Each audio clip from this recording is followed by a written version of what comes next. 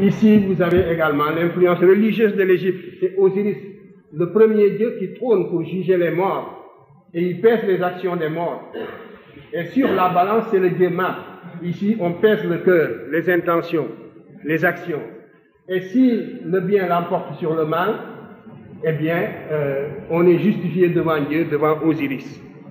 Vous savez que cette scène nous rappelle bien des versets même, soit de la Bible, soit du Coran. Et vous voyez en quoi la pensée religieuse africaine a préparé la voie aux religions révélées. Et ces rapports historiques, les mettre en évidence, c'est une forme de contribution justement à la fraternisation universelle. Ce n'est pas du tout interdit de le faire, au contraire, puisque c'était fait d'histoire. Et là, c'est le dieu Mat, le dieu de la justice, qui veut qu'il ne manque pas un seul brin. La balance, c'est précisément cela. Ils sont en train de peser, et tantôt c'est le dieu Mat qu'on met sur la balance, qui est le dieu de la justice, et le mot signifie équilibré dans une langue comme la mienne, ou tantôt c'est la plume, donc, qui sert à écrire la vérité, et qui symbolise donc la vérité. C'est la plume que l'on met sur une des balances, et sur l'autre, le cœur du défunt. Voyez.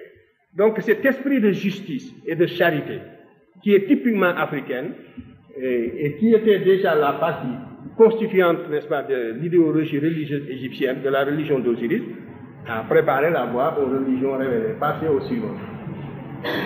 Et ici, vous voyez que l'Égyptien avait effectivement inventé la notion de paradis. Vous avez pour la première fois représenté dans l'iconographie religieuse le paradis et le sirat al-mustaqim, c'est-à-dire dans le Coran, ce que nous considérons comme l'accès au paradis. Vous avez donc un serpent hideux qui forme un pont au-dessus de l'enfer. L'enfer est représenté, voilà l'enfer avec ses flammes. Et le mort, il est là. Il n'est soutenu que par ses actions. Et si le bien l'emporte sur le mal, il pourra affronter ce monstre hideux qui constitue un pont branlant au-dessus de l'enfer qui est suspendu dans le vide. Cette ligne est une simple ligne de niveau. Le serpent est suspendu dans le vide au-dessus de l'enfer et le mort doit passer justement. Il doit suivre, vous voyez, toutes les... Vous voyez là, c'est des torsadés. Donc il doit suivre les plis du corps du monstre qui sont des descentes vertigineuses et des remontées, et ensuite des descentes vertigineuses jusqu'à la fin. Et ici la partie solide est coupée, là aussi la partie solide on la retrouve, et entre les deux vous avez ce serpent qui forme un pont hideux et il faut le traverser pour arriver ici, et quand on arrive là c'est le paradis.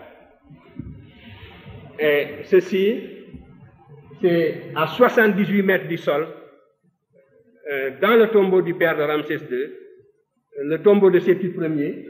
La photo est floue parce que j'avais fait braquer tous les projecteurs pour ne pas la louper, et c'est pour ça qu'elle est floue comme ça. Mais vous pouvez la retrouver si vous allez en Égypte et si vous visitez dans la vallée des rois, le tombeau de Séti Ier, le père de Ramsès II, et nous sommes en 1300 avant Jésus-Christ. Donc 1300 ans avant Jésus-Christ.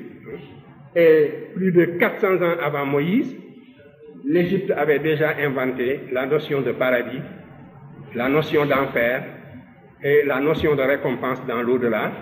Et il faudra attendre le 2e siècle avant le christianisme pour que le judaïsme ait définitivement opté pour l'existence d'une vie dans l'au-delà. Quand Yahvé parle avec Moïse, il ne parle pas de l'au-delà. Il parle du peuple qu'il a choisi. Et ce peuple qui va être vengé sur terre. Tout se passe ici. Et la notion d'une vie de l'au-delà, c'est l'Égypte qui l'a développée et qui l'a transmise aux autres religions. Ça, c'est un apport typiquement africain et africain noir. Passez au suivant. Voilà aussi le fameux arbre qui est au paradis et où l'on écrit les noms pour l'éternité. Et on y écrit justement les noms des pharaons. Vous voyez, Séti Ier, Toutmoses III, etc. On a tout fait. Les autres n'ont fait que copier la philosophie, les trucs, tout. Et même la religion, le divin. le divin, c'est même une création africaine, l'immortalité de l'âme. Les Grecs étaient surpris. Ils disaient que les Égyptiens sont les premiers peuples à inventer le concept de l'immortalité de l'âme humaine. L'immortalité de l'âme humaine.